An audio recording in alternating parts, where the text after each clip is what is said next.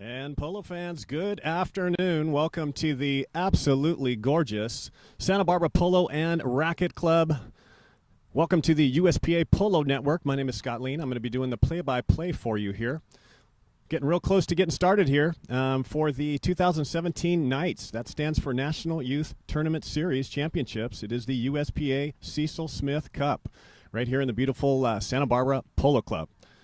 Bit of a warm day today. It's supposed to be the hottest day of the weekend, so it is going to cool down as we get towards the latter part of the weekend. But it is going to be warm out here today for those players and horses.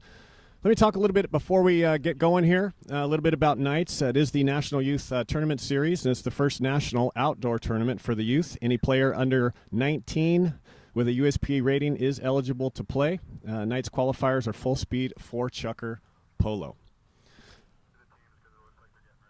All right, looks like we're just about ready to go. I've got our two umpires out on the polo field, so let's go through the players real quick. First of all, Zone 4. Playing the number 1 position, we got Brendan Wells at 17 years of age. Playing the number 2 position, Liam Lott at 19 years of age. Tenzin Tognini at 16 years of age. And playing the number 4, the backdoor, Will Green at 19 years of age. That is Zone 4, and that is from your eastern and northeast areas. Next, be your team in yellow. That is Zone 2. They are Central Plains, Mid-States, and Southeastern. Playing the number 1 position will be Jack McLean at 17 years of age. Playing the number 2 position, Carlos Font, also at 17 years of age. Playing the number 3, the quarterback position, that'll be Mitch Ward, 19 years of age. And playing the back door is Harry Caldwell. He is 17 years of age, so he'll be playing that number 4 position for our team in yellow. All right, here we go. Umpire bowls the ball in, and then we got our yellow. Looks like it's Jack McLean playing the number 1 position for yellow. Your Zone 2 going to goal there. Sending over to the boards. Each one of these matches, folks, throughout the weekend is 4 chukkers, 7.5 minutes long. Also, half a goal has been awarded to our team in green due to the overall handicap differences of the team. So it is not on the scoreboard yet, but there is half a goal that has been awarded to Zone 4, your team in green. All right, we're just starting here, and we've got our first whistle. Umpires are having a discussion out on the polo field. Several players heading over to the board, so looks like we are going to have a spot hit. Looks like this is going to go in favor of your team in green. That'll be Brendan Wells. Looks like he's going to play in the number 1 position. He's going to go ahead and take it from the spot as he sends several of his other players down the field, looking for somebody to hit to. Hits a nice one down along the ground. Tenzin Tognini trying to pick it up on the near side, and he does. He's got Mitch Ward on his hip. Tenzin continuing on down the field. Mitch Ward winds up playing that number 3 position. Hits a little backhander there.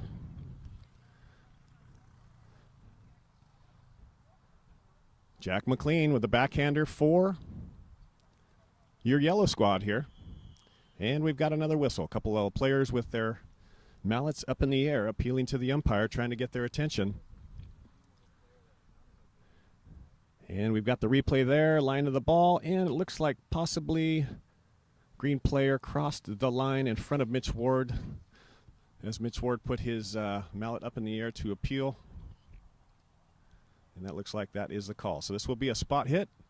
This is going to go in favor of your team in yellow, Zone 2.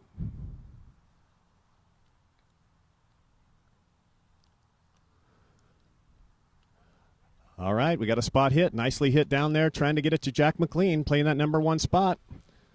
Looks like the number 3, and it's picked out of there by the one of Brendan Wells. And this is Will Green. Will Green playing the number 4 position, that backdoor position, coming through there, and we've got another whistle. Scoreboard says 0-0. Keep in mind there was half a goal awarded to the team in green. There we go. Got it on our graphics there. Stellar IT guys putting it up there, guys, for us. Appreciate that. I know it's always confusing when we only have half a goal. But we did have to award half a goal to the team in green due to the overall handicap differences of the team. And once again, this is Brendan Wells playing that number 1 position, but he's taking the hits. Nicely struck ball down there for this Zone 4 team. Opportunity. Mitch Ward comes out of there, hammers a nice backhander out of there. Uh-oh. And we've got a player and horse down and up. So horse looks like it is walking off good, and so is our player. So that's always nice to see when we got the horse and player.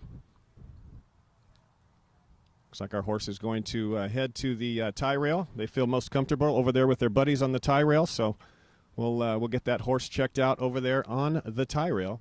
Make sure it's fit to go back out onto the polo field. And our player as well. So once again, I want to welcome everybody to the USPA Polo Network. Here, our NYTS Tournament 2017. We've got 4 teams all battling for the very coveted USPA Cecil Smith Cup. And we'll be having our finals on Sunday, right on Field 2, which is right behind me, our stadium field here in Santa Barbara. It's been getting prepped all day. They've been putting water on it, grooming it. It is going to be absolutely gorgeous on Sunday. But we're here on Field 3. It's in great shape as well.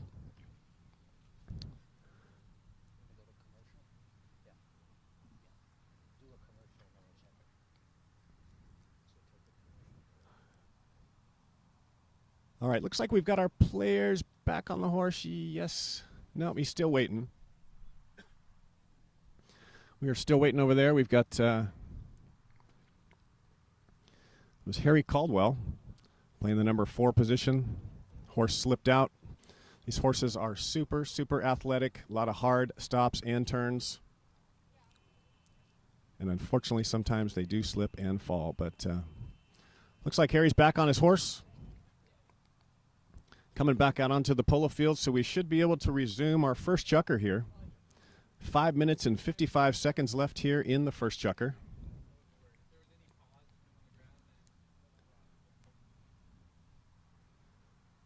Zone 2. This is your Central, Great Plains, Mid-States, and Southeastern. Zone 2, that is your team in yellow, versus Zone 4. Zone 4 representing the Eastern and Northeast regions. All right, looks like we've got all 8 polo players back on the field.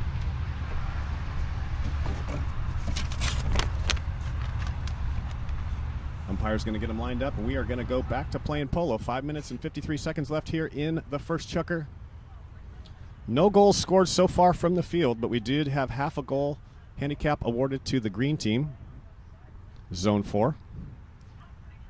And the ball's hit up there nicely. That is Carlos Font. Carlos Font sends it up to Jack McLean. Jack McLean running full speed to goal. He's being pursued there by Will Green.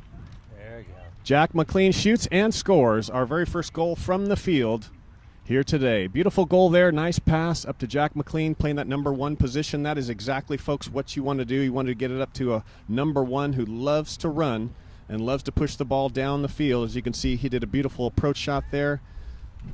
And Will Green could not get there. Look at that shot. Beautiful. Textbook goal there by Jack McLean. Get both of our players, all 8 players lined up back here, center field. Once again, players change directions, so don't let that confuse you if this is your first polo match. They always change directions. They'll come back. And this is Will Green. Will Green tries to wind up and hit a backhander. He can't do it, and it's picked up there by Carlos Font. Carlos Font coming through for Zone 2. Mitch Ward can't do it, and a ball's left there. This is Liam Lott, tries to get a backhander off, and he does. Let's see if any green player can turn on it. They can't, but Mitch Ward is there. Mitch Ward with a nice turn, leaves it there, and Tenzin Tognini, he's playing the number 3 position, tries to get it going, and we've got a whistle.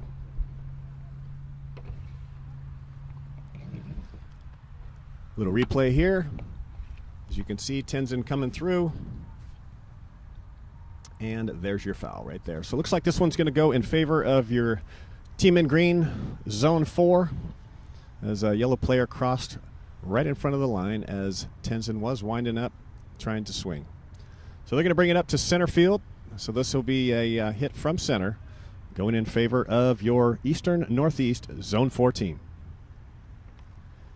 Looks like Brendan Wells. Brendan Wells once again taking all the penalty shots and knock-ins so far. Jack McLean trying to pick his pocket, and he does. Jack McLean called off. Mitch Ward running full speed down the field. Tenzin trying to make a defensive play. Tenzin, be careful, be careful. Brendan Wells trying to get a backhander off, and he does. Nice play there. Jack McLean, backhander trying to get it back to Mitch Ward. Opportunity here for yellow.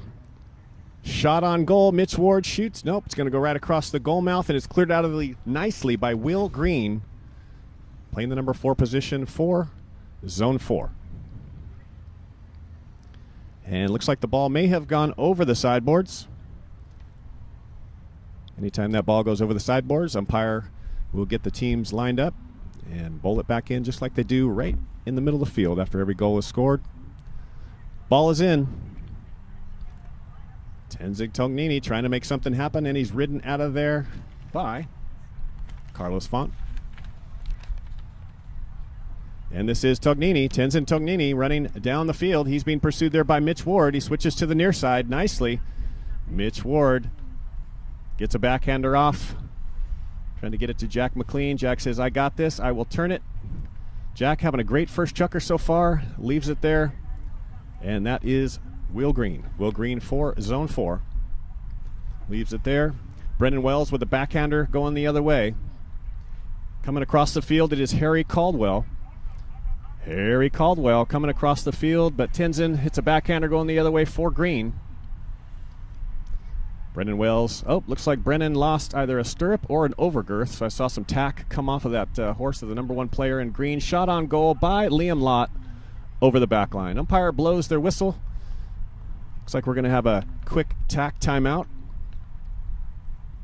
as Brendan Wells wound up for that near side backhander. Lost some tack. Couldn't tell if it was a stirrup or an overgirth, but both of those are crucial to the overall safety of the players and the horse. So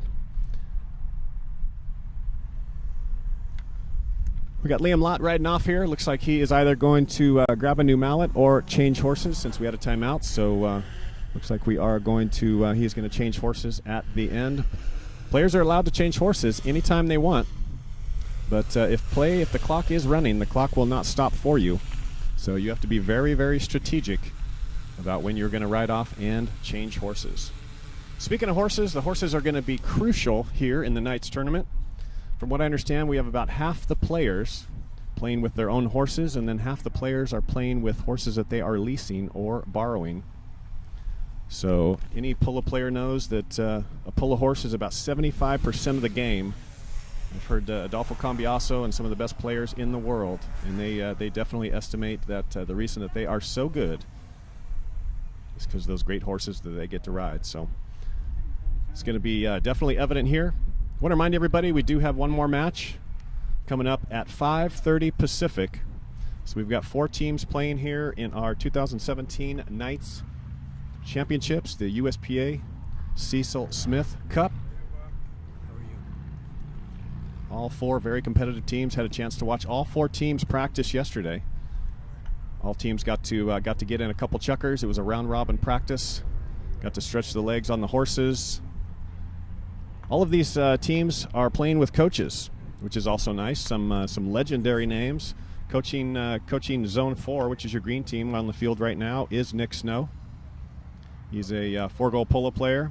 Actually graduated from Harvard and was actually part of the rebirth of the Harvard polo team. So a little factoid for you there on the coach for the green team, Zone 4.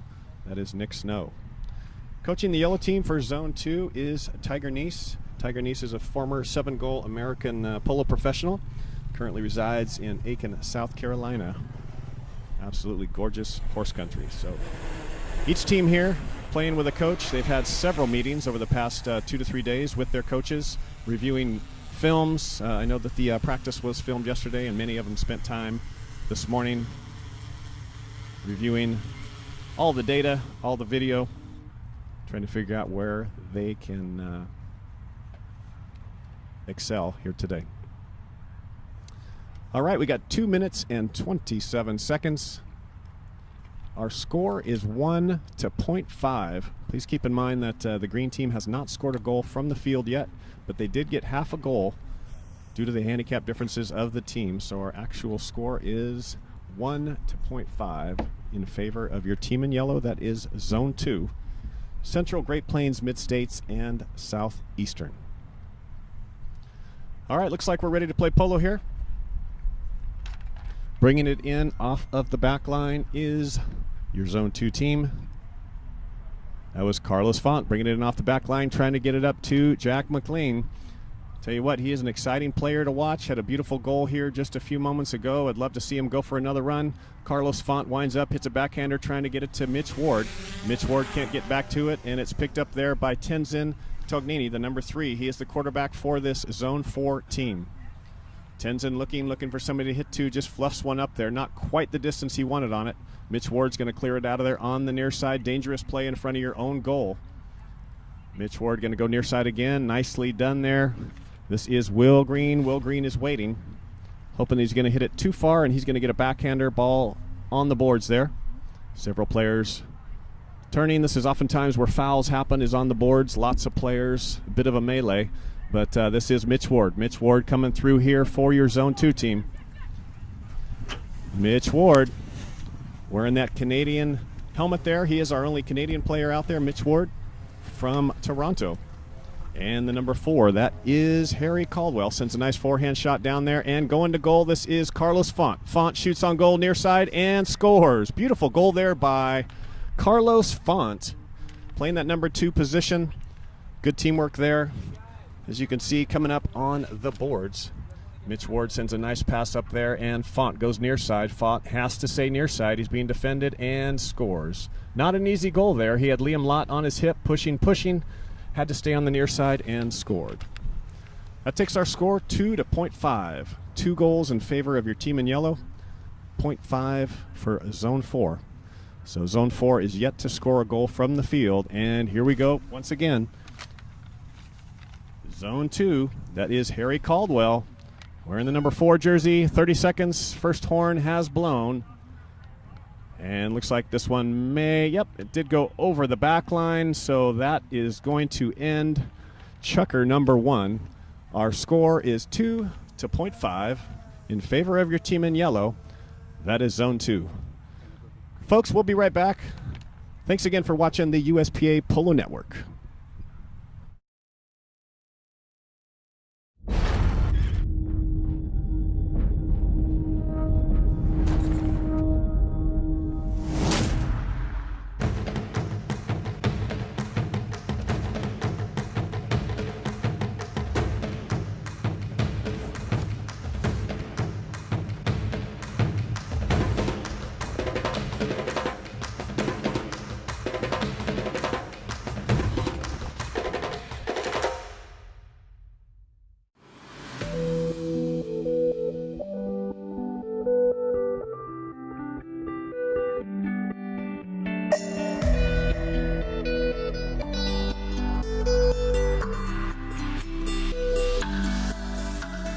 Sundays are very fun, lots of family, a lot of people coming out, some great polo. You get the feel of the beach, and you get the restaurants in Santa Barbara, and then the wine in Santa Ynez. There's just a lot to do here in the summer.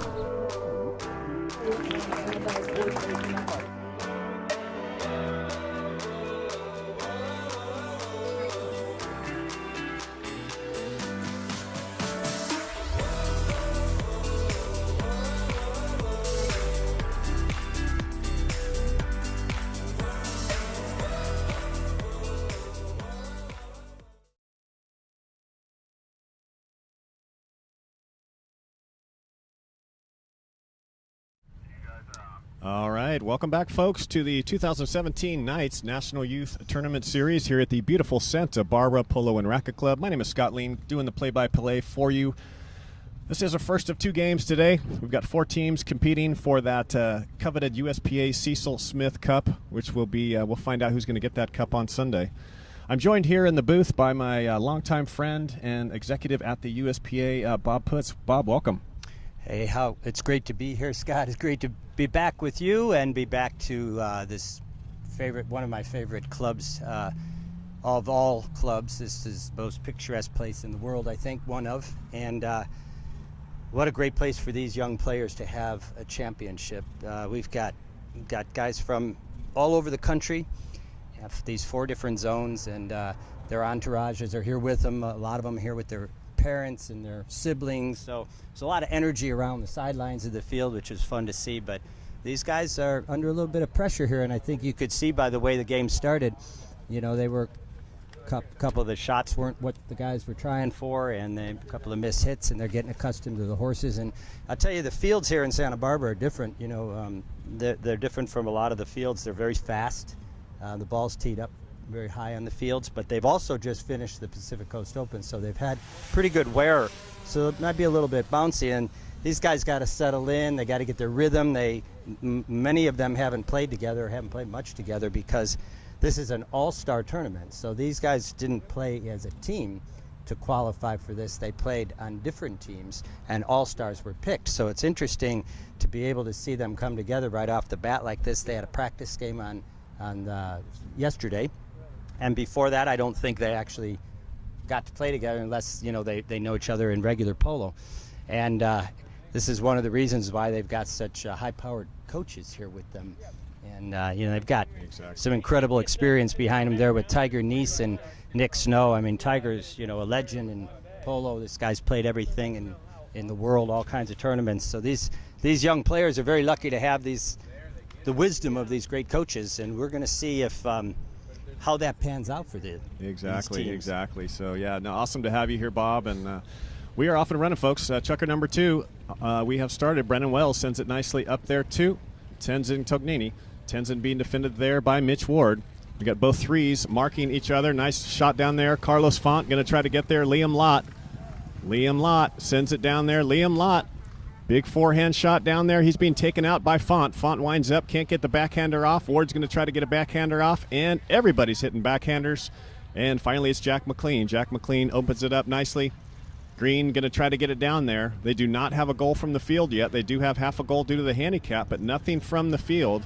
So this would be a great opportunity for Green. Unfortunately, whistle was blown. Bob, what'd you see there? Well, I'm going to watch the replay there. I was trying to see if the Green player got established, and I'm not quite sure what they called there. We're going to see. It's right in front of the goal, so if it goes in favor of the Green of Zone 4, they're going to have an opportunity for an easy tap in, but it looks to me like it's going the other way, doesn't it? Unfortunately, to you? Yep. We got to wait on this call here because we don't have a radio to the umpires. So, like the rest of you out there, we got to watch and see. We can only look at the replay and judge for ourselves, but we truly do not know what those umpires saw out there. They may have seen something totally different than we did, even though we got a nice replay to look at here. So, we have an advantage they don't have. They get one look at it. We get many looks at it. Exactly. They're talking about it, and I don't know if they've made the call. I think there's a timeout there. One of the Green players is changing ponies, and that might be what we're waiting for. But I haven't had a good, clear indication which direction this is going. Well, it is a very, very warm day here in Santa Barbara. One of the warmest that I can remember. So I think a lot of these players, Bob, are going to be changing horses as often as they can, whenever it's safe, just to possibly come back on that horse later in the match. Yeah. So it's going to go in favor of Zone 2. All right, so this is Carlos Font. Carlos Font sends a big forehand shot down there trying to get it to Ward. Only person there is the number 3 of Tenzin Tognini. Oh, not the back shot he was looking for, so that is an absolute gift for Mitch Ward. Ward coming through full speed. Mitch Ward going to goal. Would be a nice convert right here. It looks like it's going to go wide. Going to have to do a tricky next shot. Can't do it. And it goes over the back line. So missed opportunity there for Zone 2. Nice run there by Mitch Ward, though. That ball got bouncing on him a little bit. He had a beautiful acceleration on that pony. He went by Tenzin. Tenzin knew he was coming, but his horse was just really built up the speed, and Tenzin couldn't get there for the hook. Well, that is what polo fans want to see, right, Bob? We want to see the nice long runs down the field. Oh, this is Mitch Ward. Mitch Ward coming through and scores. Nice little flip shot there. Mistake by Green, and Mitch Ward was able to come through and flick it through the goal. So, yeah, the zone 2. This is Central zone, these guys are really they're playing well together as a team, and that was a very good play there to break up that knock-in and convert a goal out of a knock-in like that. And if you do that, you're in pretty good position to keep strong here through the game and win the game. It's actually, they've scored 3 goals off the field here, and the green team, Zone 4, has yet to score in the game. So the green teams, they've had some good runs, and they almost had a chance down there, and unfortunately they fouled right in front of the goal. But they need to settle in and get a goal here. They do need to pull it together. As Brennan Wells for Zone 4, advancing the ball nicely down the field on the near side. He's being defended there by Harry Caldwell. Ball's right there on the boards. Several players. Looks like a backhander there by Jack McLean. Coming across the field here once again is Brennan Wells. Brennan Wells leaving it there for Tenzin. Tenzin being defended by the other number 3, yellow, Mitch Ward. Heading over to the boards. He's going to try to turn it, create a new line, try to sneak by all of the traffic that he's trying to get through there as Mitch Ward comes through, gives him a little bump. Nice play there by Mitch Ward to stop the advancing. Oh, Tenzin can't get to it. That's a missed opportunity. Liam Lott. Is this Liam Lott? Yes, kind of, and he shoots and, scores. Looks like our flagger says it did go over the back line, Bob, so we do have a score, even though it was backed out of there. Yeah, that was a great defensive play there, but just a little too late by the Central team. But it's nice to see that Eastern is on the board with their first goal off the field, and some very good teamwork. They control the ball along the boards. Tenzin did a very good job not taking a backhand into the pack of defensive players. Kept control of it, and then his team worked it back. They centered it right in front of the goal and were able to convert. And that's the kind of team play that they need to keep doing here. And they're, like I said, they're just I think getting the feel of each other. And these guys, I know some of them are, like you said, they're on borrowed or leased horses, and they don't know the horses that well. So it's difficult to play strange horses. Yep. And here we go. Ball's bowled in. Tenzin heading the ball down there. The number 3 for green. Liam Lott coming through. Looks like he's going to have to switch to the near side. He's being defended by Ward. Oh, nice little near side neck shot. See if this one has enough to get there. Jack McLean comes in. Nice backhander there. He's going to try to send it over to Font. Carlos Font sends it over to the boards. Decides to check his horse. Will Green, the number 4, trying to make a defensive play. Having trouble with his horse. And we've got another runaway. This is Mitch Ward. He is the number 3. He is the quarterback of this Zone 2 team. Running full speed down the field. Look at that approach shot. It is not an approach shot, Bob. That was a goal from outside the 90-yard mark. What do you think about that? Well, that was a beautiful swing. He just took a nice, easy stroke on the ball. I don't think he was shooting goal. I think he was shooting to center, but he had the perfect accuracy there. And, man, that's beautiful polo. That's what you like to see. Man, love to see those ponies running down the field. It's going to take our score 4 to 1.5. 4 to 1.5. As you can see it there on the graphic, we do have the half a goal. Keep in mind that was awarded to our Zone 4 team. And one other thing to keep in mind, when you have a half goal handicap, there's no chance of overtime. So this game will be decided in 4 chukkers. It's a 4-chukker game. All the games will be 4 chukkers in this tournament. So unlike a 6-chukker game, you don't have as much time to come back when you're down by 2 or 3 goals or 2 and 3.5 goals, and it's important for the green team to keep their scoring. They got one, but they gave one up, so they're back the way they started the chukker. And I know that they'd like to finish this chukker and go into halftime, winning the chukker. You're exactly right, Bob. With only 4 chukkers, please keep in mind, folks, we are only playing 4 chukkers. It's not like 6 where that gives them a couple extra chukkers to try to catch up. So you do not want to let this game get away too far. And at 4 to 1.5, still close enough. But this green team, Zone 4, talented team. I watched them play practice yesterday. They played really well yesterday, just figuring out the horses, talking a lot of strategy, spent a lot of time with their coach, Nick Snow, trying to figure some stuff out. But it's 4 good players, and the trick here is in the short period of time, you got to learn how to become a team. So you take those 4 individuals, and sometimes the chemistry is there right off the bat, and sometimes it takes a little bit to figure it out. And I'm sure that Nick Snow is working hard there on the sidelines, taking notes, and they'll have a good talk at halftime. But they're playing well. It's just, they've got to capitalize when they get down around their goal. All right, this is Carlos Font, runs down there, tries to get a backhander off, and he cannot. Brennan Wells, opportunity for green, Bob, like we were talking. They need some goals quickly, and this could be one right here if they can convert. There you Liam go. Lott shifts to the near side last moment on the gray horse and scores for Zone 4. Nice goal there, Bob, on the near side. Yeah, very nice goal, and Wells did a great job, putting the ball, getting the ball centered, getting up there. He got hooked, but he made sure he didn't allow his defender to back the ball, and that gave Tenzin a chance to follow up. And he moved his man to his right and took it on the near side. Really smart play by Tenzin. Maybe they were listening to us out there, Bob, but Yeah, they've got to that's get it. some goals here going pretty We had quickly. a little bug in there. That's We're coaching right. from the With, side here. 1 minute and 25 seconds, according to the scoreboard here. Our score is 4 to 2.5 in favor of your team in yellow, Zone 2. And this is Mitch Ward. Mitch Ward trying to get it out of the lineup. Ball is left there. Carlos Font sends it up to Jack McLean. And coming right, this is right here at the boards, Harry Caldwell. Harry Caldwell locked up with Tenzin. Both players, pretty significant bump right there at the boards, Bob. All What right. a nice next shot, huh? Very nice. That is Carlos Font, the number 2 in yellow, sends it up to his number 3, Mitch Ward. Ward can't get the shot off. He leaves it there, but Font is there. Oh, bad luck.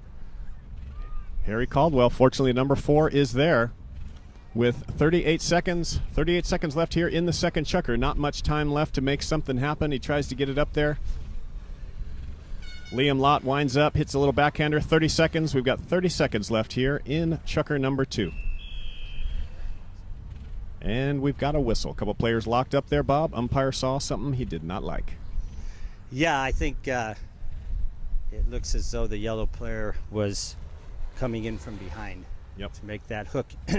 You're allowed to come, as long as you're even with your opponent, you're allowed to bump even if they're in the act of swinging.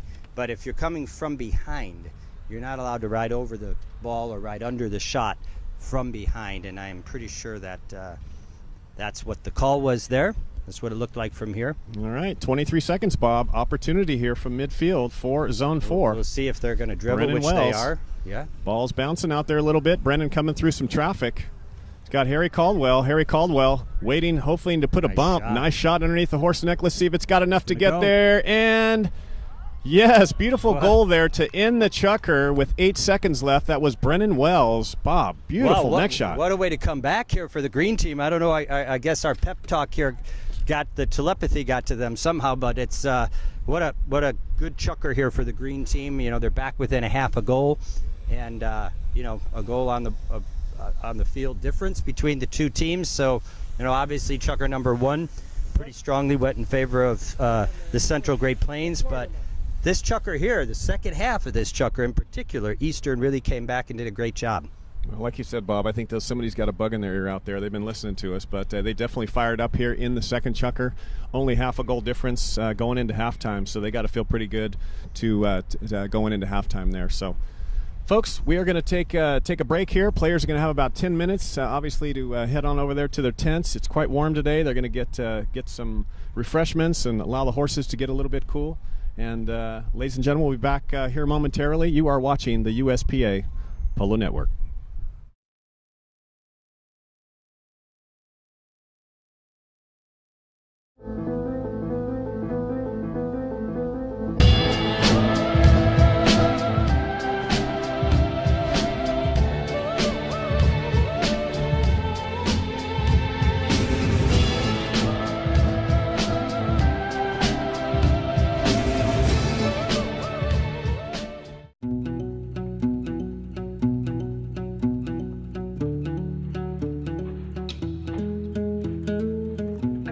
There are actually more horses in this area than humans. This is kind of like country in the middle of one of the largest cities. California Polo Club is 10 minutes outside of the city, and you feel like you're 10 hours away from the city.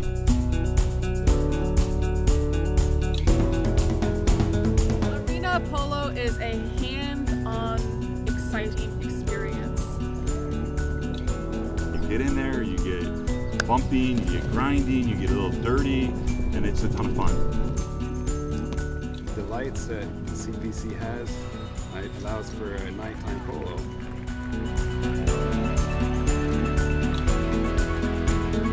We provide everything for the students, and we work very hard to keep it affordable. There's such a wealth of polo knowledge within this group of people that anybody can come and get the same experience. Put the draw reins between your thumb and your index finger. Okay, like that. She just started playing here. Yes. I started playing here last summer, but everyone's super welcoming. You can pretty much sign up for a lesson like at any skill level, whether you've ridden a horse or never before, and everyone's just pretty like open and happy to teach you. Because there's so many different people that come here, you can play all kinds of levels of polo. People who have never played polo before can get a good start and feel safe in the process of doing so. I would encourage all families, if you have any interest, bring your kids here. Get on a horse, give it a try, and it's going to open up a whole new world. LA is full of people that want to try something new, something exotic, something different. And having this here, 30 minutes away from downtown LA, is the best thing ever. It's a hidden gem.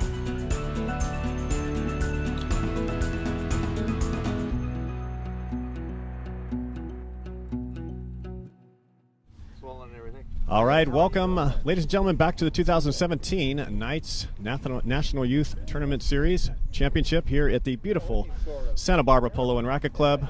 All of these 4 teams vying for the USPA Cecil Smith Cup. I am joined here by Amanda Snow, Director of NYTS and Player Development. How are you? I'm well. How are you? Good, good. Thanks for stopping by here and on our halftime. So Amanda, I wanted to allow you an opportunity to kind of talk a little bit about the year, right, leading all the way up to here. Sure. So if you could just kind of give us some background on the qualifiers, number of players, how it all works, and how the All-Stars are selected, and how these guys got here. Absolutely. Well, this is the 4th year of the program. We started in 2013, and we had 37 qualifiers around the country this year, which was another record year with over 400 participants. So at each qualifier, players are selected by the host club based on horsemanship, sportsmanship, playing ability at their current handicap, and how they play as a team player. And from that list of all-stars, a zone committee will put together the strongest 4-goal team for the national championship. Awesome. So with those qualifiers, so our teams are actually put together, so they don't come in with, I'm entering a team of four players, so the committee looks at all the players and then just evens out depending on their handicaps and tries to come up with the most competitive teams and puts it together like that? Yeah, how NYTS works is you enter each tournament as an individual player, and the host club assembles even teams at the qualifiers, and then from there individuals are identified and then placed on the list of eligible. Okay, awesome. So we've got 16 All-Stars here. We have 16 in the zone level, and then we have an additional level this year for the first time ever. We added a second level of competition, which is a East versus West Invitational Challenge, which is really exciting. That's awesome. So tell me about that. How did that come about, the second level? Well, we've always wanted to expand and include more players in the championships, and so the reason that we did it this way is because we wanted to have 2 teams. We wanted to still keep it geographic. And so we made 2 really strong second-level teams, which they played this morning, and we actually added 2 Team USPA members on each team this morning out on the field for a coach practice game with them. So that was really, really cool. They had a really good experience with that. And they'll play a final on Sunday in front of a crowd right before the finals of this zones teams. Awesome. Yeah, I had a chance to watch those East-West Challenge teams practice today, and I tell you what, they were running and gunning up and down on field 1. It was almost like a tournament game. Horses were running up and down the field, and it's just some beautiful goals, and those gals play pretty good on those teams. Yeah, that is another great thing about the East-West Challenge. We have 2 female players on each team, and they are very strong. Strong players, so it's great to give female players an opportunity to compete in NYTS as well. We've had Marissa Wells has actually been the only female player to compete in the zone level. Okay. So this is adding Yeah. we have a lot of female participation in the zone qualifiers, so we wanted to give them something to aspire to as well. So awesome. No, that's awesome.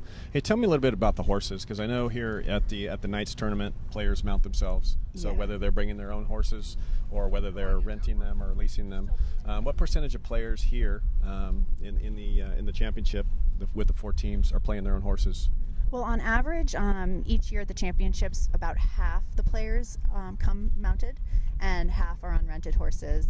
This year it's a little bit lower. I think it's probably because we're so far on the West Coast and just the geographics of the that Zone 1 team, including Houston too. It's just such a far distance for the rest of the teams to come from. However, there are 2 players on the Florida team that are self-mounted. Yes.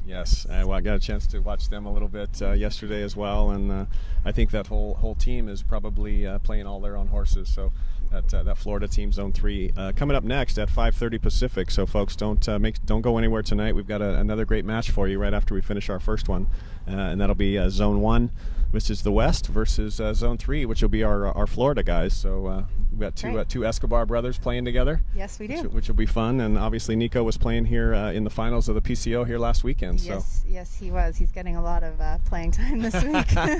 Yeah, we've got some player interviews tomorrow, so I'm looking forward to doing those and getting to know the guys a little bit better. And that's actually one of the questions I want to ask Nico is, how do you slow it down? Because he just came from playing the finals of the PCO, and now he's playing this, and obviously the pace of the PCO is quite a bit faster. I don't know about that. These guys go pretty fast. Yeah. So tell me this, Amanda. So if a player hears from a friend of a friend about polo and wanting to get started, and say they don't come from a family of polo players like the Escobar boys do, who will be coming up next, how does somebody get involved? Oh, that is a great question, and we have a lot of players on the field today who don't come from polo families either. Jack McLean is one of them. He's on the Zone 2 team. You'll see him in a minute. He's played in 23 NYTS tournaments, and he actually travels to clubs all around the country. His parents bring him. They rent horses, and you don't have to come from a polo family. It's accessible for everybody. I want a mom and dad like that. Yeah, me too. Yeah, and he is playing very well. Scored the first goal of the field today from Zone 2. And he's a really talented player, and that's neat to see. Like you said, I mean, somebody who doesn't come from the polo background and made it happen, and obviously the parents are there to support him and get him everywhere he needs to go. So that's awesome. Yeah, it really is. There are a lot of amazing kids out here. Yep. They're all amazing. Awesome. Well, any other final words just about the weekend? Anything anybody on the live stream would need to know about the weekend and the schedule or anything? No, just tune in and show your support and share the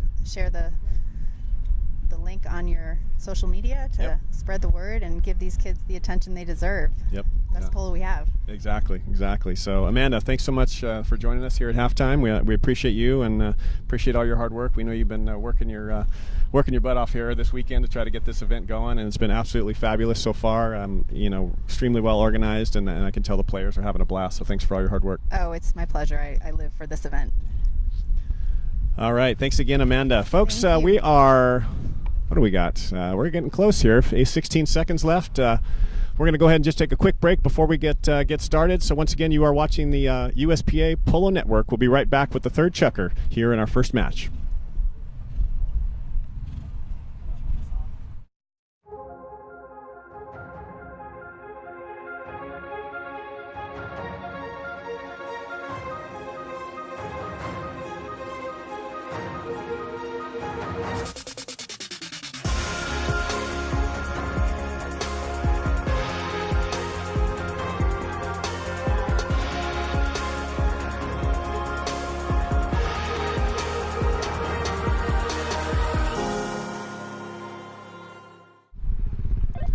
All right, welcome back to the beautiful Santa Barbara Polo and Racket Club. Absolutely beautiful afternoon here for the 2017 NYTS. That stands for National Youth Tournament Series Championships. All 4 of these teams competing for the very coveted USPA Cecil Smith Cup. So we will find out who's going to get that cup on Sunday. This is the first of 2 matches today. So we are halfway through our first match. We've got Zone 2, which is your team in yellow, versus Zone 4. Zone 2 is your Central Plains, Mid-States, and Southeastern regions. Zone 4, your team in green, Eastern and Northeast. Had a very strong first chukker and a half for your team in yellow, but I'll tell you what, the last half of the second chukker for green, they came back very, very strong, and they are only down by half a goal now. If you're just joining us, half a goal was awarded to the team in green, your zone 4, due to the overall handicap differences of the team. We'll have that on our graphic. It's been there the first 2 chukkers. So looks like we got all of our 8 players just about on the polo field here. I've got USPA exec Bob Putz, my longtime friend. We played polo together for many, many years and done quite a bit of announcing over the years. So it's great to be back with my buddy Bob here, and to be the color man here. Well, this is sure a fun place to do it, and one thing we need to point out is that this is a do or die game for both these games today. It's the winners go on to the finals, and the losers will play in the consolation game. And there's not one of the 8 players out on the field in either game that wants to go to the consolation game. They want that cup. So they've only got two chukkers here to battle this out, and it's a very close game. It sure looked like right off the bat, Central took command of the game, played a really strong first chukker, and even into the beginning of chukker number 2. And in the Eastern, the green team, zone 4, they did a great job a lot of times on plays, and then they let the back door open several times and gave Central an opportunity to score, and they have to be very careful not to do that, because Central's proven that they're very good around the goal. I mean, they had some fabulous goals there. But it was great to see Eastern come back in this game. It'll be interesting to see how their strategies from halftime are going to pan out here in the second half. Yep, and we are underway, folks. Chukker number 3 has started. 7 minutes, 22 seconds left here. Mitch Ward locked up there with Brennan Wells, and a whistle. I think you're going to see the same call that we saw in chukker number 3, where the defending player came from behind the player with the ball and tried to make a play on the ball or make a hook. You cannot do that. You have to ride apart till you get shoulder to shoulder, till those horses are shoulder to shoulder, and at that point you can run over the ball, you can run into the player, but you can't come from behind. So there's 2 times in a row we've seen that, and it was almost in the same spot in the field that we saw last time. Yep, exactly. That was the call there. So this is going in favor of yellow. Carlos Font bringing it in, leaves it there. That is Will Green. Will Green, the number 4 for Green, trying to get it out of there, and he's hooked out of there by the 4 of Harry Caldwell. And this is Tenzin. Tenzin, the number 3 in green, the quarterback of this green zone 4 team, trying to advance the ball down there. Oh, coming through nicely, Brendan Wells. Jack McLean trying to get a back shot off, but Brendan's going to continue on to move this ball forward for zone 4. Taking it over into the corner, Bob. Oftentimes in that corner, it's difficult to get it back towards the goal mouth. We did see the green team do it, though, in the last chukker. They got it from the boards right to the center of the goal, but not this time. And here we go once again. Jack McLean setting the ball nicely up there to Font. And Font reaches, I think he reached right in front of Tenzin. What did it look like there, Bob? Yellow reached right in front of green. We'll see on the replay here, and I don't know if they have the drone shot of that, but apparently the green player had the right of way there, and the yellow player reached in front of him for the ball, and that's going to draw the whistle every time. So we'll see the green team take this ball, penalty number 5, which is, this one's going to be a spot hit, 5B, and the defending team has to be 30 yards from the ball when the player takes the ball into play, and they do so, and the green team is on the attack. They are definitely on the attack. 3 players on 1. This will be a great opportunity for green to possibly take the lead for the first time in the match. They're still down by half a goal. And coming around, this is Tenzin. Tenzin wearing the white helmet there, number 3 in green. Jack McLean making a defensive play and clearing it out of there. Nicely done there by Jack McLean. Tenzin and Jack locked up, going over to the boards. And this is Mitch Ward. Mitch Ward from Toronto. He is our only Canadian polo player in the tournament. He's got that signature red and white helmet on there, playing the number 3 position on the Zone 2 team. Looks like maybe that was a little too hard of a bump, but I have to say Brendan Wells is an impressive player. He's I've been just trying to follow him, and he's really anticipates the plays well, and when he gets the ball, he handles it really well. And I think they're going to go, this one's going to go against the yellow for an uneven ride-off. If you see on the replay that the one horse and the green team, Brennan's horse, stumbled just a little bit there when they made contact. And we'll see it coming up here. And I think they're going to say that there was too much angle on that bump. Heavy bump there. We will see an open goal shot here in favor of Eastern, the zone 4 in green. And it looks to me like it's going to be a penalty number 2, which is a 30-yard undefended goal, and no player on the defending team is allowed to enter the field. Yeah, so Brennan Wells winds up, swings, and unfortunately just wide. As you can see, the flagger waving that flag down below his knees. That means no goal. So Brennan walked up there, stroked the ball pretty nicely, but unfortunately it went just a little bit left. You sure hate to give those up because, like I said, that no one can defend it, so it's just up to the hitter to put it between the uprights. But it's easier said than done, as you could see. Carlos Font sends a big forehand shot. Tenzin coming in on a fresh horse. Happens to be right place at the right time. Hits a little backhander there, trying to get it to his number 2, Liam Lott. Liam Lott can't get there. Steals it there from Harry Caldwell. Caldwell trying to get a neck shot off there. Oops. And we've got another whistle. Both number 3s saying that they were on the line, both swinging at the ball. Bob, what'd you see there? Well, I think you're going to see a right-of-way infraction there. And if you watch here, let's see as the play develops. They went back a little farther here.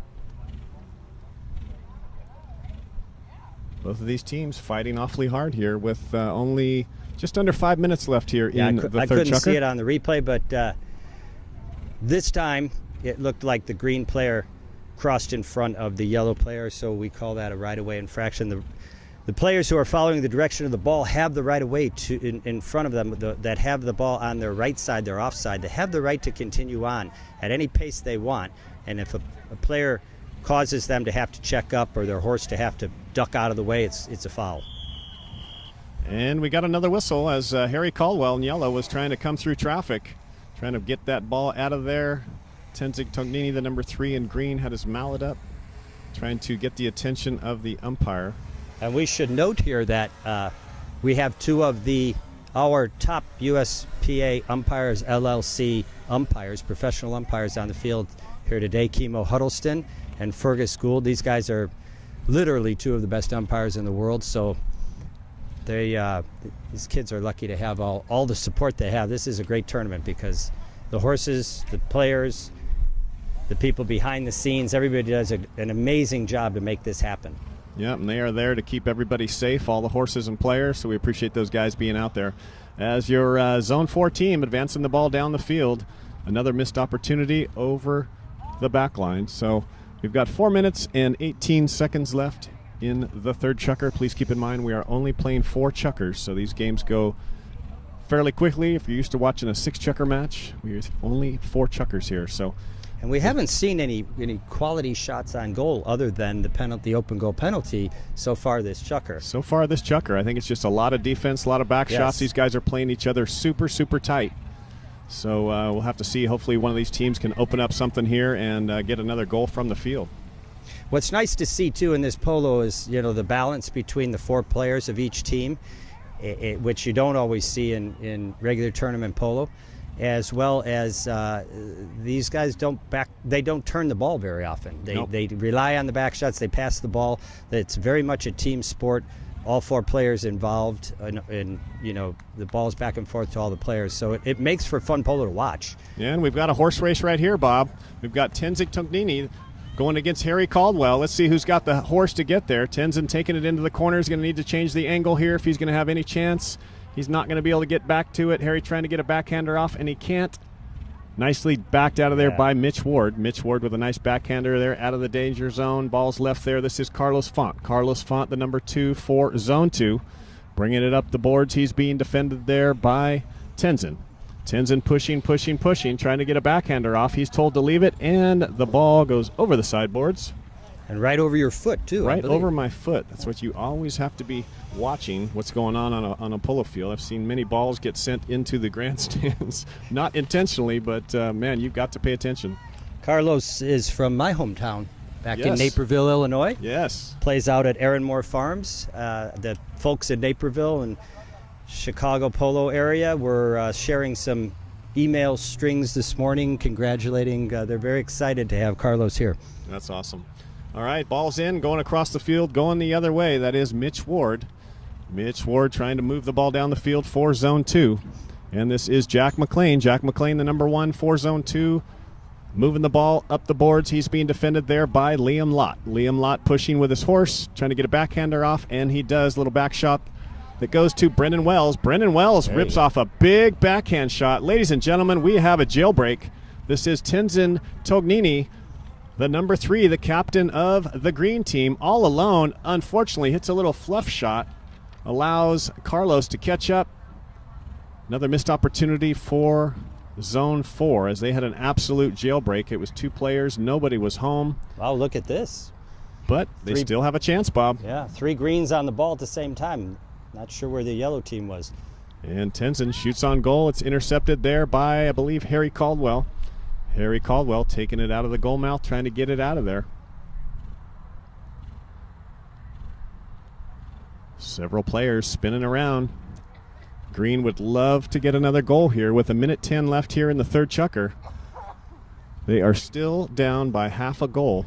And this is one of the first melees we really had in the entire game. They've kept this game very open, and they broke it out of the pack here now. But hey, we haven't seen very much of that where the ball stops for very long. Nope, you are exactly right. So we've had no goals from the field, Bob, here in the third chukker. No. So we've had a lot of back shots, a lot of defense, a lot of big bumps, but these guys are not allowing anybody to get away with anything. No, Tenzin's he had those 2 good runs there and wasn't able to control the ball. The first time he took it too far to the left, and the second time it bounced on him and he popped it up. And we've got a whistle right here in front of us, Bob, with 30 seconds. 30-second horn had blown right here as a foul was committed. I think this one is going to go in favor of our team in yellow, don't you think, Bob? I think the number 4 of Will Green came over, and crossed the line, tried to make a backhander, reached in front to try to get it out of there, and a foul was committed. So I'm not the umpire, so I don't know, but that sure looked that way to me.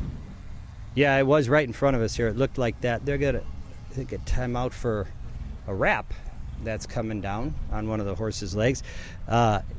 Those of you who aren't familiar with polo, you notice that there's bandages on all 4 legs of all the horses, except for the back legs of the umpire horses.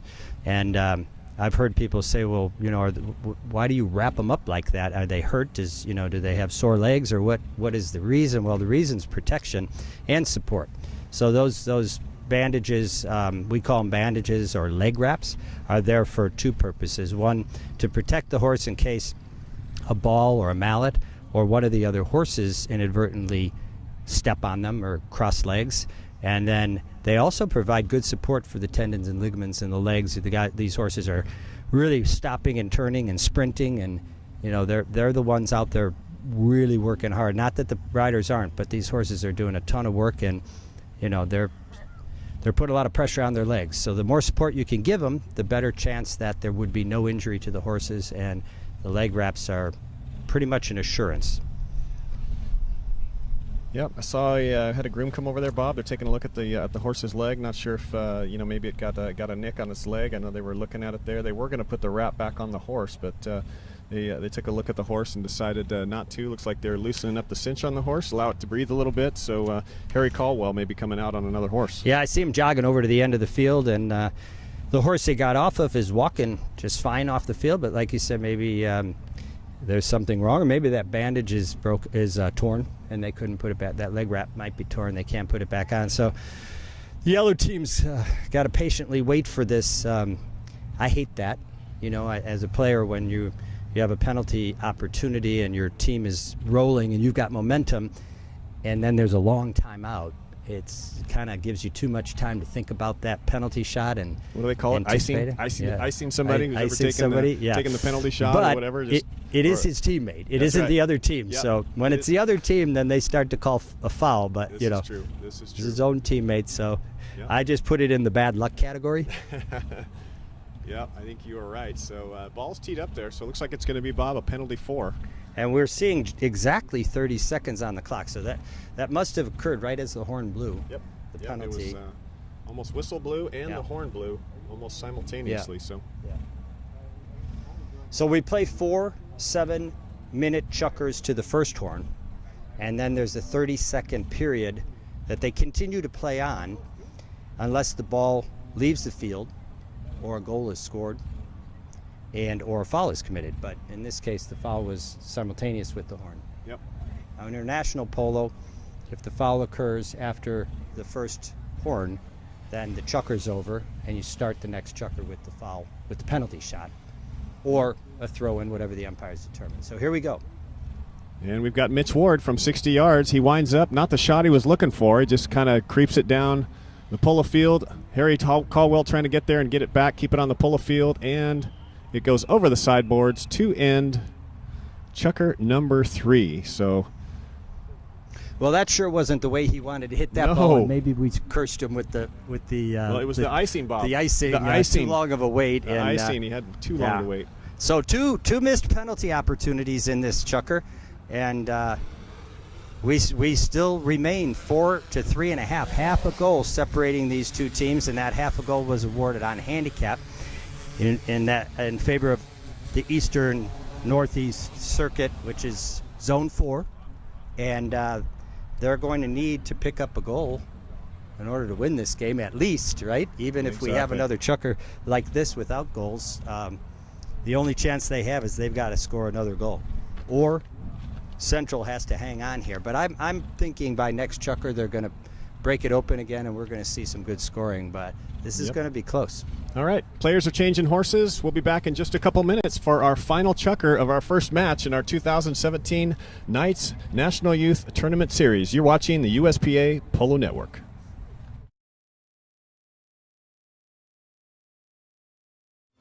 Officially established in the United States over 125 years ago, the United States Polo Association is one of the oldest sanctioning bodies in the nation. Many people are already interacting with the sport and the USPA through the global retail brand US Polo ASSM. Built on the authenticity and rich heritage of the game, they are not just buying apparel, they are taking home a piece of the sport. To learn more about the USPA, visit uspolo.org. There is an old proverb that says, horses lend us their freedom. Nowhere is that more evident than in polo. Of all the equine disciplines, polo most closely resembles horses in their natural environment. Polo ponies spend the game running in a herd, changing direction at a moment's notice, and racing one another at top speed. A good polo pony knows the game as well as its rider, anticipating the play and looking for the ball in perfect symbiosis. Responsible for 75% of the game, polo simply wouldn't happen without a strong equine partner.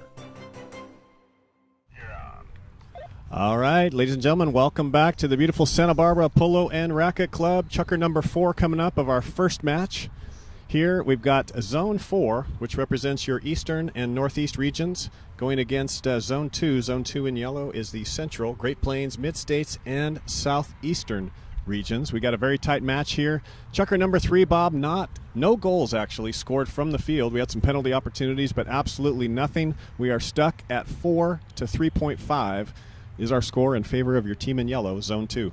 Well, both teams had good opportunities. In fact, Zone 4 had a golden opportunity there with the open goal penalty too, and I'm sure that's going to come back and haunt them if they don't prevail and win this game. There's nothing worse than thinking about that missed goal. If you lose the game by a goal or by half a goal or whatever, it's tough. So what they have to do now is shake that off, forget about it, move on. It's part of the game, it's over, and it'll never come back. You can't take those back. So one of the things you got to learn as a young player is you can't get down on yourself. You can't get down on your team when you miss opportunities. You got to just make new ones and work together.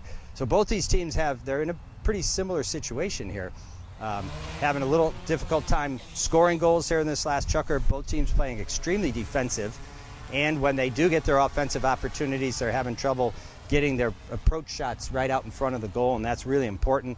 The easier goal, the best way to score a goal is get to lay the ball up in front of the goal, so all you have to do is take an easy shot in. But when you got to shoot from the corners and shoot from the boards like they're doing right now, it's tough to score goals, and we're seeing the results right here.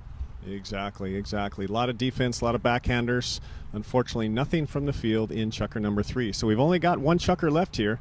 Both of these teams fighting tooth and nail, trying to get to the finals, which will be played on Sunday, the USPA Cecil Smith Cup, a very coveted award for young players. So they are all fighting really hard. We only have 4 teams here, so obviously the winner is going to go straight to the finals.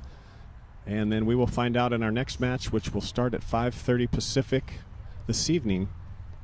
That'll be Zone 1 versus Zone 3. Ball's bowled in there. Several players trying to establish themselves on a line, and umpires blew their whistle right away with only 7:18 left here. Not much time gone in the 4th chukker as the whistle was blown. So looks like this, Mike, this might be going in favor of Zone 2, your team in yellow. So this is not a good thing for your team in green. You see several players spinning around there.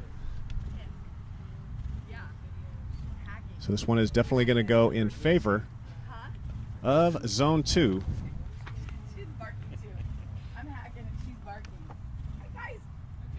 Jack McLean, the number 1, has played a real nice match so far. Looks like he's going to go ahead and take the penalty shot. Jack winds up, shoots, and scores. Put another point on the board for your Zone 2 team. Jack McLean, nice little easy horse. That's the nice way and to relaxed. do it. Like I said, there's nobody can defend it, and all that ball has to do is cross the end line between the posts. Any height, any speed. Yep. And the harder you hit it and the farther you hit it, the less accuracy you have. So a nice easy shot like that is the way to score. And very good opportunity that they capitalized on early in this chukker, giving a goal-and-a-half lead to the Mid-States, Great Plains, Southeastern, Central, number 2 zone. Yep. Yellow. Here we go, Bob. This green team desperately needs to get a goal here. We are in our final chukker here between these two teams. Liam Lott trying to move it forward, and Horse helps it out, sends it over the boards. He's being defended there by Harry Caldwell. Caldwell's Horse dancing around, but he's able to get a backhander off nicely to Jack McLean. Jack McLean being ridden there hard by Brennan Wells. Brennan pushing, does a nice job, winds up. Nice backhand shot by Brennan Wells. Send it over to the number 2 of Liam Lott. Liam Lott trying to pick it up on the near side, and he cannot. Mitch Ward, the number 3 in yellow, captain of this yellow Zone 2 team, taking it over to the far boards and sends it over the boards. Maybe is he trying to waste a little time, Bob? Last chukker, they got a goal-and-a-half lead. What do you think? Yeah, well, I think it was a smart play not to back that ball, to keep control of it and bring it over to the boards. Don't give up possession. Right now, you got a goal-and-a-half lead. It's early in the last chukker, in the 4th chukker. A goal, 2 goals for the green team is not out of reach by any means. So if you're the yellow team, you got possession of the ball. You need to think about keeping it. You know?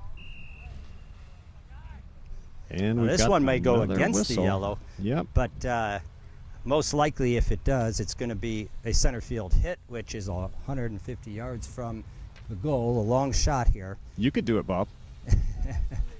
Hit about 5 shots, maybe. All right, this one is. I'm really impressed here with these plays by Brennan. He smart player, getting the man on his hip. He plays really traditional polo, and it's I'm really telling nice you, to see these plays. If you ask me who's played the most consistent on the green team, Zone 4, it is Brennan Wells. He's had his mallet on the ball often. And look at this. Been a nice job.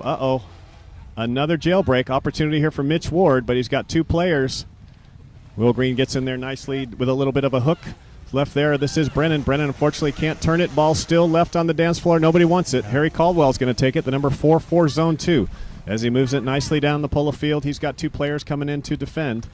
Brennan Wells trying to get a hook. And Liam Lott sends it nicely underneath his horse's belly to the boards. This is Carlos Font. Carlos Font.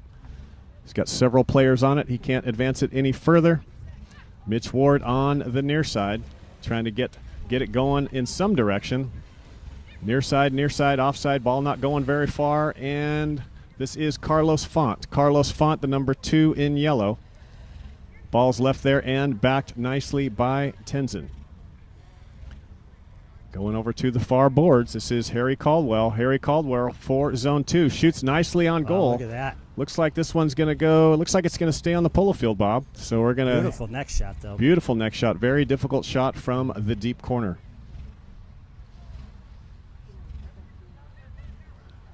4 minutes. Green team struggling here to keep possession. You know, when they get to the ball, they're almost like they're not really sure what shot to take or where to place it. Yep, Tenzin winding up, trying to get a backhander. They've got to get it out of their goal mouth there. Uh-oh.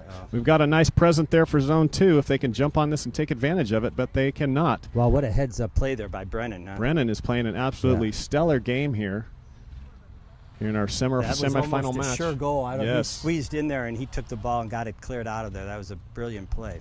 3 minutes and 40 seconds left here in our fourth and final chukker between these two teams. Our score is 5 to 3.5. And we've got a whistle. Tenzin Tognini, the number 3 in green with his mallet, trying to get the attention of the umpires. Harry Caldwell trying to defend. Got to be careful with that because it is a foul to appeal. And if the umpires feel it's excessive at all, they will call it. So last thing Tenzin would want to do right now is get an appealing call, well, especially when the foul is going in his favor. So they're going to move this one all the way to the 60-yard line for a number 4 penalty. Penalty 4s are defended by the full team, but the team on the defense cannot be within 30 yards of the ball or till the ball is hit or hit at. So typically they're going to block the goal as best they can, and the green team can be anywhere on the field they want, the rest of the hitting team. Yeah, so this will be a 60-yard shot. So we got Brennan Wells. But it is a one shot. You have to attempt to hit it in one shot. You cannot dribble this play. You used to be able to in USPA rules, but that no longer exists. It's a It's a one-hit penalty. So it is the number 1 of Brennan Wells. We keep talking about him today, Bob. He's played a really, really nice match. So he's got the ball teed up there. This is the only time polo players are allowed to tee the ball up, just like you do on the tee box. When you're out there golfing, this is the only time it's teed up. So and Brennan Wells. This is a shot that's very, very doable for Brennan. Look at that. Look at that ball stroked and through. Right, almost put it in the ball bag of the umpire's horse. That was a beautiful shot. Wow. Like I said, that shot is so doable for Brennan because he's such a smooth hitter. Nice. He has a nice stroke. He takes his time and he made solid contact with that ball. But if you watch Kimo Huddleston, someone deflects the ball here on the yellow Harry team. Caldwell. That is Harry Caldwell. And it goes right to Kimo. Yep. And almost goes in the ball bag. Wow, nice goal there. Just Beautiful nice, easy goal. horse. Struck very, very well. Nice swing. So half a goal difference only. So we've got 2 minutes. To half a goal, 2 minutes and 53 seconds left here. And a great opportunity. Will Green shoots and scores. Oh my goodness, Bob. Green finally. For the first time in the match. Finally, the first time in the match, our Zone 4 Eastern Northeast squad here with 2 minutes and 37 seconds takes the lead. That just shows you how quickly things can change in polo. 2 quick goals within, 30 seconds of each other. They just came to the lineup. The green team got control, straight to goal. Awesome. This is exactly what you want to see, a very tight match. So our score now, 5.5 to 5. And there's 2 minutes and 16 seconds to the second bell. So there's just a little over a minute and a half left in the match, because this, like I said, this match will not go into overtime. No, and with half a goal handicap difference, we will not end in a tie, like you said earlier, Bob. So right now the green team is in the lead by half a goal. So Zone 2 has got to make something happen here pretty quick. Just under 2 minutes left here. Coming across, Carlos Font. Carlos Font bringing it across midfield. He's being defended there by Brennan Wells. Wells trying to get a hook, and he does. Oh, Ball nice clear. Squirts out of there. Looks like this is Liam Lott. Liam Lott, the number 2 for Zone 4, sends it over to the boards. Let's see if he can continue and move this ball down the field. He's being defended there by Caldwell. Nice stroke there by Liam Lott. We've got a horse race, ladies and gentlemen. Liam Lott lets the horse run a little bit. Nice approach shot. He's going to have to get over there, but Harry Caldwell is going to try to keep him out of there. Tries to clear it out on the near side. He can't do it. Near side there by Will Green. Will Green not giving up, and unfortunately over the back line. Good control there by the green team, and Liam Lott with a beautiful run here. He hit the ball really solid, but a little too far to the left. He couldn't get back to it. But just the fact that they've got a half a goal lead and they're controlling is really good for that green team, for their chances to win this win this game. Yep, clock says 50 seconds. 50 seconds. Green team in the lead by half a goal. And the ball went out again, and unfortunately, in polo, when the ball goes over the sideboards, the clock does not stop. It does not stop. It keeps clicking, and we are just 35 seconds here. So this yellow team, Zone 2, desperately needs a goal. With time running out, Will Green hits a backhander. 30 seconds. And the umpire blows the whistle. We got 28 seconds left on the clock, so we did have a whistle on the field, which will not end play. So it looks like this game is not over. Or is it? They're shaking hands. No, maybe the umpire was saying that, well, we'll see. No, he's going to drop it. So this game is not over. It is not over. I saw the green team. They saw that foul before the whistle, before the horn. Sometimes, you know, the horn, you hear the horn, then you hear the whistle. The whistle's way out there on the field, and there's a second or so time delay. And it's hard to tell which was first, but they were very close. But Kimo, like I said, one of our top umpires, made the call, and he knew that he made the call in time. 28 seconds left here, folks. This is Carlos Font. Carlos Font from midfield sends it down there, trying to get it to Mitch Ward. Can't do it. Will Green with a nice backhander out of there. Brendan Wells trying to get in there, get it out of there. This is Harry Caldwell, I believe. Harry Caldwell working hard to try to get it down there, and it's backed out of there by Zone 4. Harry Caldwell, not much time left here. He's trying to stay on that horse, trying to keep it on all four legs. Tenzin coming through with 4 seconds left. Not going to be enough time here for this yellow team, unfortunately, and that ends Chucker number 4. Wow, Bob, what a match. What an exciting finish there, especially for zone number 4, the Eastern Northeast team that they were behind the entire game. They started since the first goal was scored by the yellow team, because they got their half goal on handicap, and they trailed the whole game and stayed down at half a goal a good part of the game.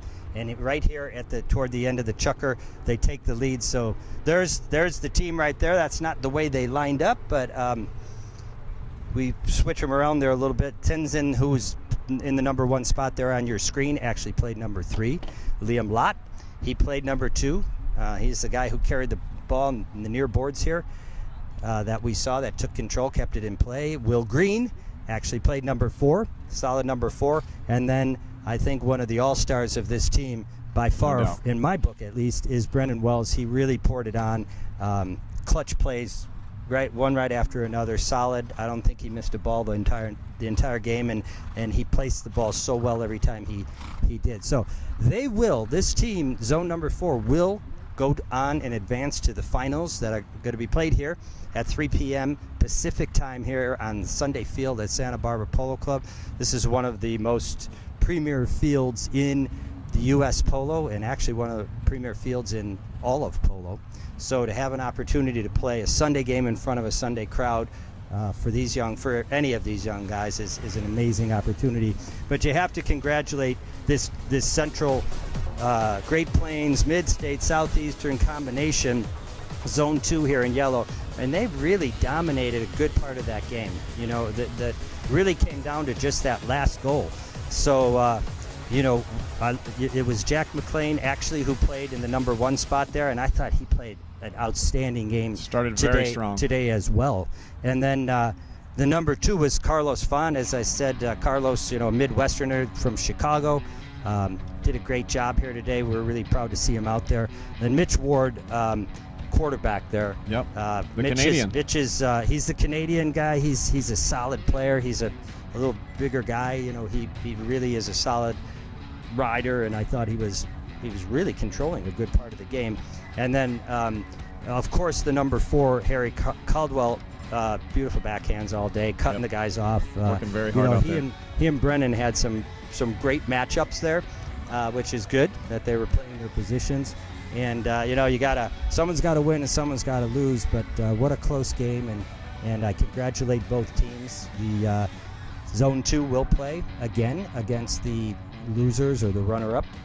Nobody likes to hear the loser, next Bob. game. We're not going to call them losers because no one's a loser, but we do have runners-up and we do have winners that are advancing to the final. So we've got our next two teams already coming out here on the field warming up. So if you're still viewing here with us, I hope you stick around because this next game promises to be another super exciting game. We're going to take a short break and we'll come back and give you the matchups for game number 2 of the 2017 National Youth Tournament Series Championships here at Santa Barbara Polo.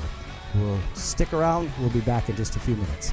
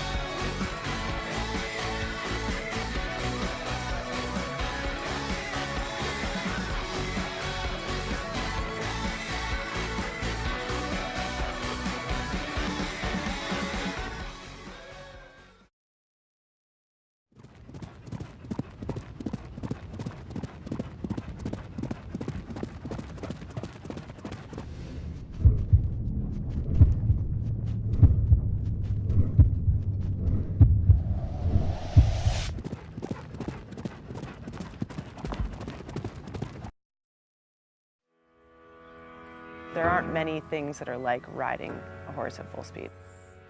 It's unique because you're on these animals that have a mind of their own, but they're listening to you, and at the same time you're trusting them to do what they know how to do, and that's run.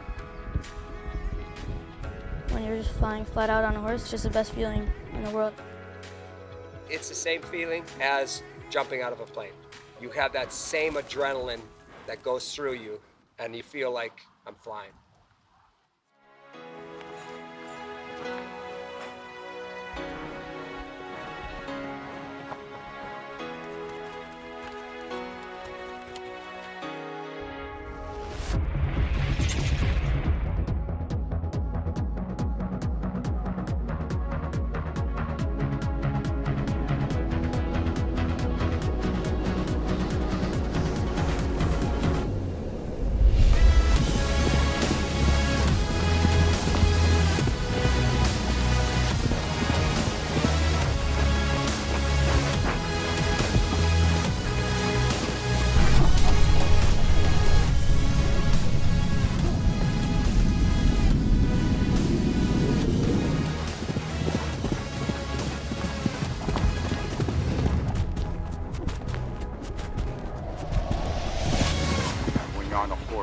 You have this powerful machine underneath you and you're in control, but at the same time you're not, and when you really let that horse go, you don't want to do anything.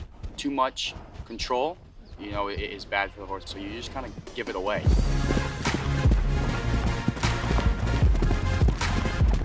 But there's something about being on this majestic animal with these long legs and this muscular body that's all power.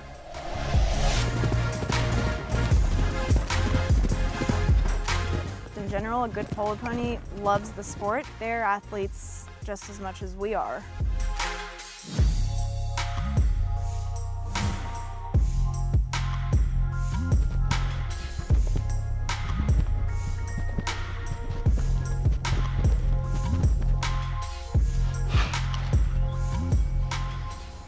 You can't compare any sport to this sport because we have a 1,000-pound athlete underneath us that can run 40 miles per hour. You take a guy that plays basketball, any sport, and put him on a horse, a soccer player, whatever it is, and have him go flat out, they would be gasping for air.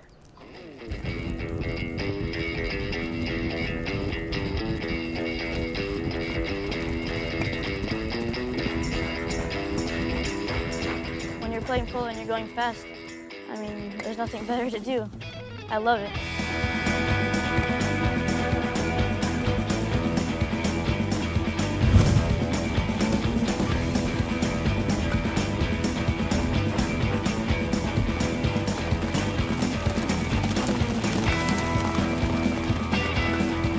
something about the noise of hearing hoofs on the ground and how it sounds like thunder and it's like a stampede. There's nothing else like it, and it's just, it's a joy.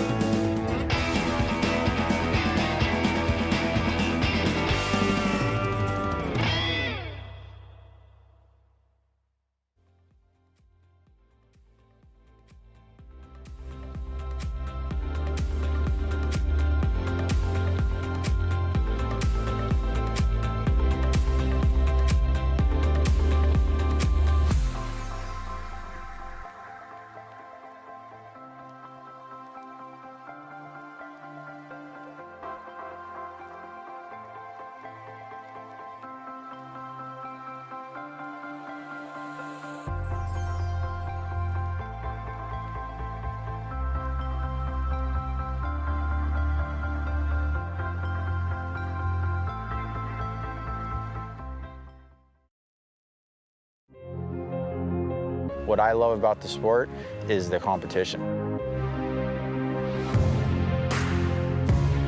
At a young age, you're playing for the pure joy of the sport.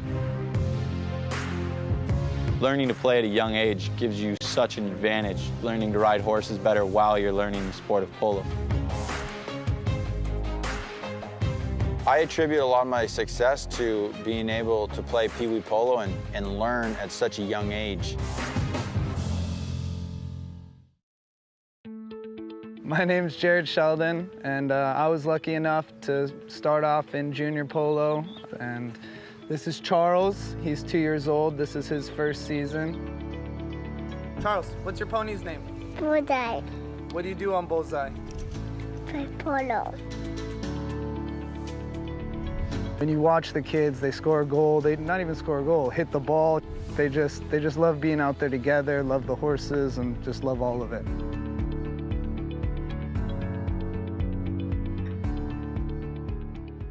The first time on the big stage for me would be playing at the 12-goal level, you know, in front of the grandstands. I think getting all that exposure to the pros at a young age and playing consistently and playing with your friends definitely helped me get where I'm at today. In the beginning, you get really nervous because all these people are around you, but when you're playing the game, you level out, you smooth, you get a calmer head. Your adrenaline kicks in, you don't worry about a lot of things. I love being under one of those horses. I love the feeling that you get when you score a really nice goal.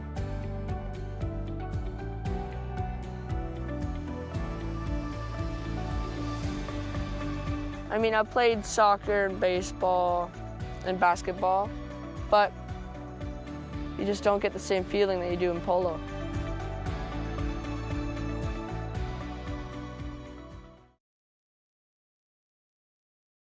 You definitely make the transition from wanting to be a pro and becoming a pro is when you start to get paid and get jobs and start being held accountable for how you play. I played pretty much every other sport, and when it came down to it, polo was always my first choice. It's a business as well as a game. It's something you don't find everywhere else.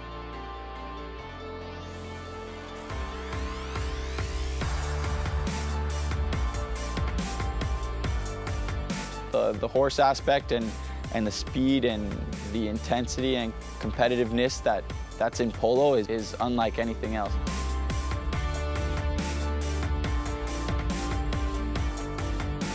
You see players like Jeff Paul and guys who are playing high goal polo now that started in these programs.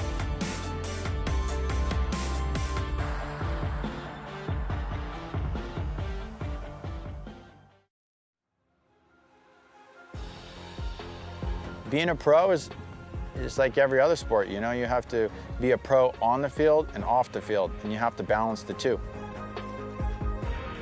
I love the pressure of the game, getting the horses ready, getting everything ready for the game, and then going out there and competing. For me, that's my favorite part.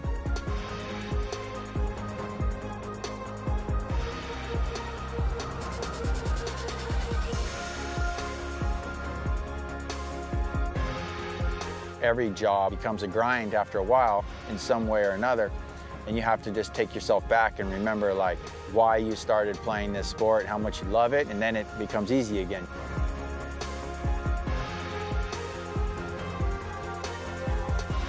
What I would say to the up-and-coming generation is work hard, play hard, be nice, don't burn bridges, and try to get yourself as well-mounted as you possibly can. I love polo.